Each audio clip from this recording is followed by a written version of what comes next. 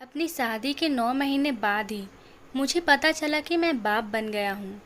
पर बाप बनने की खबर सुन के मेरे पैरों तले ज़मीन खिसक गए, क्योंकि शादी से लेकर आज तक मैंने अपनी पत्नी को छुआ भी नहीं था। तो मैं बाप कैसे बन गया? जब मेरी शादी हुई तो मैं बहुत खुश था। शादी की पहली रात को अपनी पत्नी सपना को देखकर तो मेरी खुशी का ठिकाना ही नहीं था। पर पहली रात को जब मैं उसके कमरे में गया तो देखा उसकी तबीयत बहुत ज़्यादा ख़राब थी। मैं उससे बहुत प्यार करता था और उसकी तबीयत को देखकर मैंने उसे किसी प्रकार की उम्मीद नहीं रखी। हम दोनों ने कुछ वक्त बातें की और फिर हम दोनों सो गए। कब सुबह हुई पता ही नहीं चला, पर सुबह होते ही मेरे ऑफिस से फ़ोन आया। इमरजेंसी है, आपको जल्द से जल्द आना होगा। मैं एक आर्मी ऑफिसर था। मैं अपने काम के प्रति वफादार था, इसलिए मैंने यह नहीं देखा कि मैं अपनी नई नवेली पत्नी को सपना को छोड़कर जा रहा हूँ। वह भी समझदार थी, उसने भी मुझे जाने की इजाज़त दे दी। आर्मी ऑफिस जाते ही मैंने ड्यूटी ज्वाइन कर ली। सपना और मेरी फ़ोन पर कम ही बातें हो पाती थी, क्योंकि मुझे ज़्यादा वक्त नहीं मिलता कि मैं घंटे बात कर सकूं। हाँ, दिन में एक दो बार सपना और माँ का हालचाल ले लिया करता था। धीरे धीरे वक्त गुजरते गए और हमारी शादी को 9 महीने गुजर गए। 9 महीने बाद पता चला कि सपना ने एक बेटे को जन्म दिया है। सुनकर मेरे पैरों तले से ज़मीन खिसक गए, बल्कि यूँ कहे कि मेरे जिस्म में जान निकल गई। ऐसा कैसे हो सकता है? जिसने यह खबर मुझे सुनाई थी वो कोई और नहीं बल्कि मेरी बहन सुरभि थी। मैंने उस वक्त किसी से कुछ ना कहा और फौरन नौकरी से छुट्टी लेकर घर के लिए रवाना हो गया। घर आकर मैंने देखा सपना के गोद में एक बच्चा था। सपना के गोद में बच्चे को देखकर मेरे गुस्से का पारा हाई हो गया। अभी मैं सपना के कुछ कहने से और पूछने ही वाला था, तभी मेरी माँ वहाँ पर आ गई और मुझे बुलाकर अपने पास लेकर गई। अपने और सपना के बारे में मैं किसी को भी बात बता न कर सपना को शर्मिंदा नहीं करना चाहता था, इसलिए मैंने माँ से कुछ नहीं कहा। पर मेरे बिना कुछ कहे ही माँ मुझसे कहने लगी, बेटा मुझे पता है कि यह बच्चा तुम्हारा और सपना का नहीं है। अपनी माँ के मुँह से यह सुनते ही मैं उन्हें हैरत भरी निगाहों से देखने लगा। उन्होंने मुझे कहा, विवेक घबराओ मत, मैं तुम्हें सब कुछ बता दूंगी।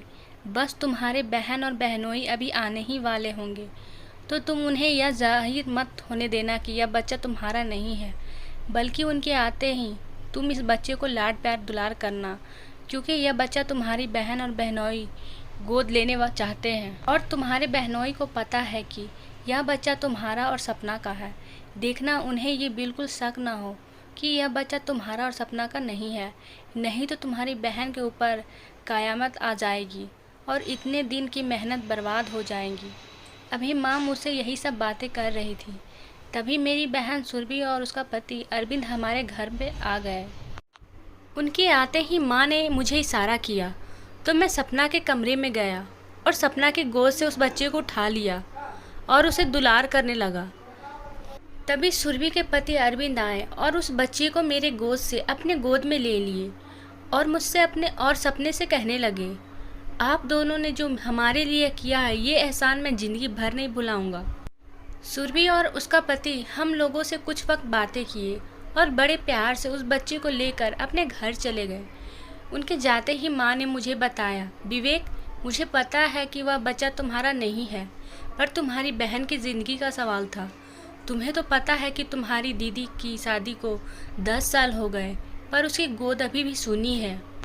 बच्चा ना होने के वजह से सुरभि की सास अरविंद की दूसरी शादी करवाना चाहती थी।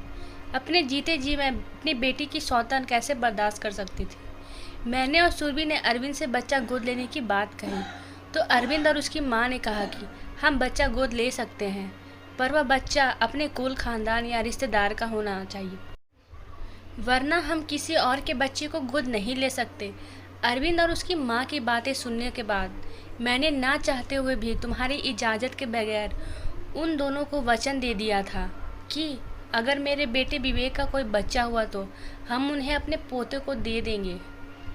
पर बच्चा होना इंसान के हाथों में तो नहीं बल्कि भगवान के हाथों में होता है।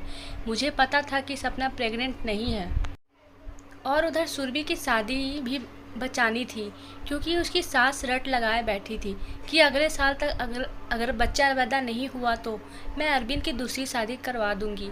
इसलिए हमने सपना से इजाज़त लेकर मैंने और सुरभि ने उसके ससुराल वाले को बता दिया कि सपना प्रेग्नेंट है। यह कहने के बाद हमने एक अनाथालय से बच्चा गोद ले लिया और उसका प्रोसेस शुरू किया। 9 महीने पूरे होते होते सारा प्रोसेस पूरा हो गया और हमारा बच्चा हमारे पास आ गया। और तुम्हारी शादी के 9 महीने पूरे होते ही हमने सुरभि के ससुराल वाले को बता दिया कि सपना ने एक बेटे को जन्म दिया है, आप लोग आकर बच्चे ले सकते हैं। पर अरविंद ने कहा कि एक बार विवेक से भी इजाज़त ले लेते हैं। इसलिए उस दिन सुरभि ने तुम्हारे पास फ़ोन करके ये खुशखबरी सुनाई थी। जब सुरभि ने फ़ोन किया था तो अरविंद वहीं पर खड़ा था, इसलिए सुरभि ने फ़ोन करते ही तुम्हें बधाई दी थी। मुबारक हो विवेक, तुम्हें बेटा हुआ है, ताकि अरविंद को यह ना लगे कि यह बच्चा तुम्हारा नहीं है। और बेटा फ़ोन पर यही सारी बातें नहीं कर सकती थी, इसलिए हमने तुम्हें ज़्यादा कुछ नहीं बताया। बेटा, आज मुझे वचन दो कि तुम अपनी बहन का घर बचाने के लिए यह राज ही रहने दोगे। अपनी माँ के मुंह से यह सुनते ही मुझे एक बहुत बड़ी तसल्ली मिली और मैंने माँ से कहा, माँ आप यह कैसी बातें कर रही हैं? भला मैं अपनी बहन का घर क्यों बर्बाद करना चाहूँगा? मैं आपको वचन देता हूँ कि यह बात किसी को नहीं बताऊँगा। माँ से बातें करने के बाद मैं तुरंत सपना के कमरे में गया। सपना बैठी हुई थी, उसे देखकर मेरी आंखों से आंसू आ गए। मैंने कमरे का दरवाज़ा बंद कर और सपना के सामने कान पकड़कर घुटने के बल बैठकर माफ़ी मांगते हुए कहा, सपना मुझे माफ़ कर दो। और कितनी कुर्बानियाँ दोगी? तुमने मेरे और मेरी फैमिली के लिए जो किया है शायद ही कोई करेगा। शादी और विदाई के दूसरे दिन ही मैं तुम्हें छोड़कर ड्यूटी पर चला गया था, पर तुमने किसी से कभी कुछ शिकायत नहीं की, बल्कि हंसी खुशी बिना किसी स्वार्थ के तुम मेरे परिवार के साथ अच्छे से रही। और नहीं तो तुमने मेरी बहन का घर बचाने के लिए मेरी माँ का भरपूर साथ दिया। तुम्हारी जैसी पत्नी पाकर मैं धन्य हूँ।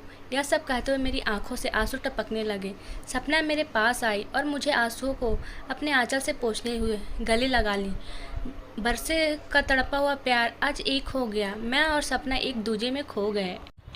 आपको ये हमारी वीडियो कैसी लगी हो कमेंट में ज़रूर बताएं और ऐसी वीडियो देखने के लिए